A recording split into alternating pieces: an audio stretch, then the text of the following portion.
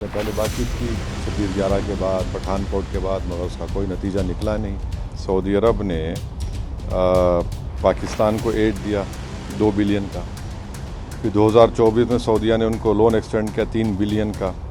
हमने कहा कि पाकिस्तान में तो कोई हो नहीं रहा ना, कोई उनकी इकॉनमी स्टेबल नहीं हो रही, उल्टा पैसा हमारे अपने गरीबों के लिए इस्तेमाल नहीं हो रहा। ये फ़र्क हमने बताया कि भारत में किस तरह से काम किया जा रहा है। पाकिस्तान के प्रोपेगेंडा झूठ है कि और उन्होंने जो इस तरह से हरकत की पहलगाम में 28 निहत्थे भारतीयों की मौत और उसके बाद जवाबी कार्रवाई में भारतीय सेना का ऑपरेशन सिंदूर। लेकिन उसके बाद नापाक पाकिस्तान की खौफनाक साजिशें। इसके बाद से ही भारत द्वारा पाकिस्तान को आतंकवादी राष्ट्र के रूप में अंतर्राष्ट्रीय मंचों पर बेनकाब करने का अभियान जारी है। इस सिलसिले में अब एक भारतीय सर्वदलीय प्रतिनिधिमंडल ने सऊदी अरब का दौरा किया। ये प्रतिनिधिमंडल बीजेपी सांसद बैजंत पांडा के नेतृत्व में सऊदी अरब पहुंचा, जिसमें AIMIM सांसद असदुद्दीन ओवैसी भी शामिल हैं। जहां उन्होंने सऊदी राज्य मंत्री और कैबिनेट सदस्य अदेल बिन अहमद अल जुबैर से मुलाकात की। चर्चा के दौरान प्रतिनिधिमंडल ने पाकिस्तान को फिर से FATF की ग्रे लिस्ट में डालने के लिए सऊदी अरब का समर्थन मांगा है।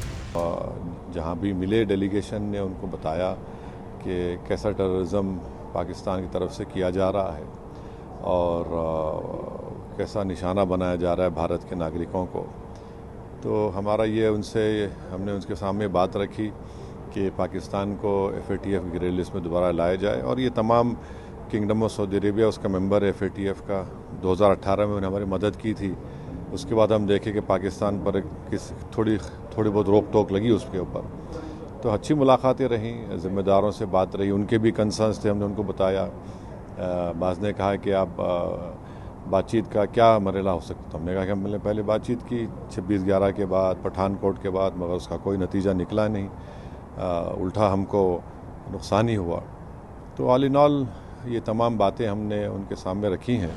दरअसल ओवैसी जिस FATF का जिक्र कर रहे हैं वो एक अंतर सरकारी निकाय है, जिससे 1989 में पेरिस में G7 शिखर सम्मेलन के दौरान स्थापित किया गया था। ये दुनिया के सभी हिस्सों में सबसे प्रमुख वित्तीय केंद्रों का प्रतिनिधित्व करते हैं, जिन देशों को टेरर फंडिंग और मनी लॉन्ड्रिंग का समर्थन करने के लिए सुरक्षित स्थल माना जाता है, उन्हें FATF की ग्रे लिस्ट में डाला जाता है। प्रतिनिधिमंडल ने सऊदी अरब के विदेश मंत्री के साथ बातचीत में बताया कि पाकिस्तान न केवल आतंकियों को पनाह देता है, बल्कि भारत में आतंकवाद फैलाने के लिए ड्रोन के जरिए हथियार और मादक पदार्थ भी भेज रहा है।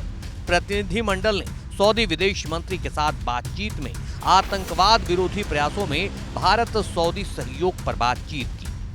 और हमने इनको ये बताया कि जो पाकिस्तान जो प्रोपेगेंडा करता है कि एक मुस्लिम कंट्री है, हमने उनके सामने ये बात भी रखा कि भारत में 14.5 करोड़ के करीब मुसलमान रहते हैं और ये उनका बोलना बिल्कुल सरासर गलत है।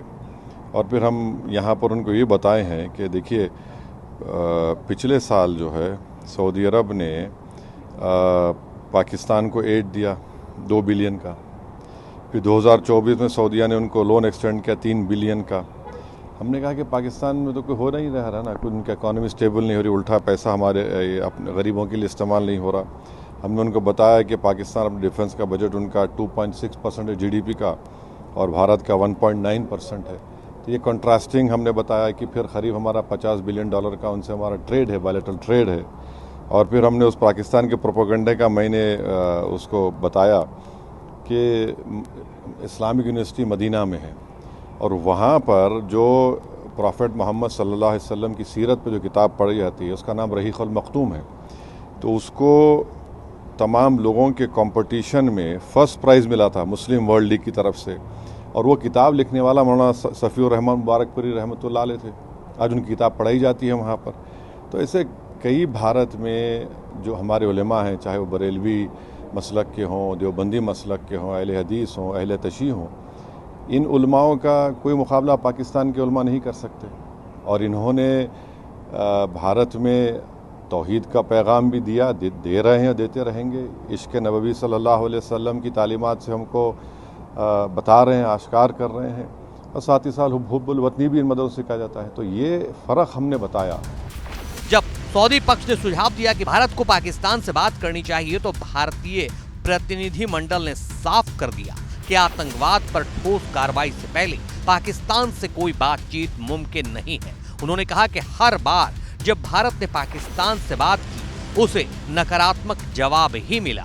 प्रतिनिधि मंडल ने रियाद स्थित अंतर्राष्ट्रीय इस्लामिक सैन्य आतंकवाद विरोधी गठबंधन का भी जिक्र किया और कहा कि सऊदी अरब को पाकिस्तान को नसीहत देनी चाहिए कि वो आतंकवाद को अपने देश में पनपने नहीं दे, बल्कि उसे नकारे।